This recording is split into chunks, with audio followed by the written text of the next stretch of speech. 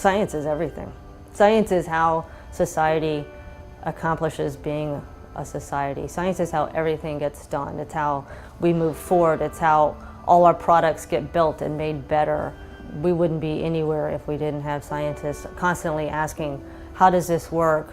Can I make that? Can I make this better? Science is everything. Even in high school, I knew I wanted to be an astronaut, but I had no idea what it took to be an astronaut. There's no one path to get to where I am today. Some people are scientists, some people are engineers, some people are medical doctors, some people come from the military, because what we need as astronauts are people that can do a lot of different things. We need lots of diverse people, and we need diversity within a single person. My name is Shannon Walker, and I am a NASA astronaut.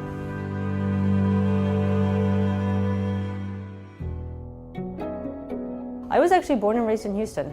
And so having the Johnson Space Center in my backyard always stoked that interest for me, because I was always aware of what we were doing and what was going on. And I spent about 6 months in space in 2010.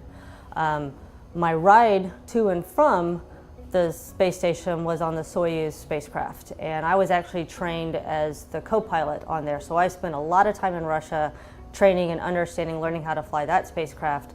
We will wake up in the morning, overnight, the control centers have uplinked a schedule to us, and what they want us to do that day is what we do that day. And it could be maintenance, it could be science, it could be rearranging the space station, it could be dealing with stowage. It's just whatever the ground needs to accomplish. And so you do a little bit of everything in space. And I remember very distinctly, for about the first month that I was in orbit, I would wake up almost every night feeling like I needed to turn over.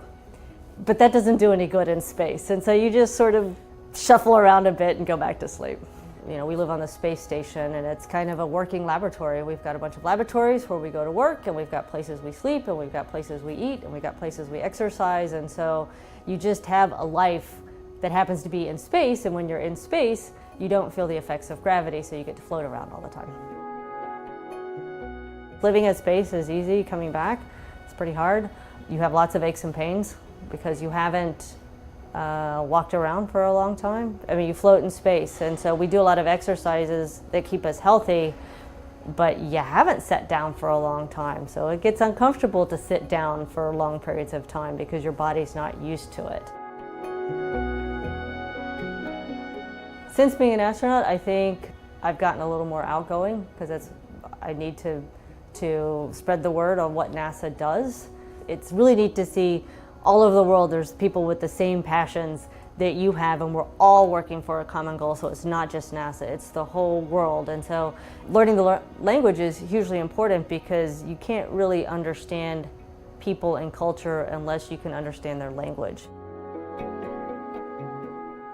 We're still in such early stages of the human spaceflight era.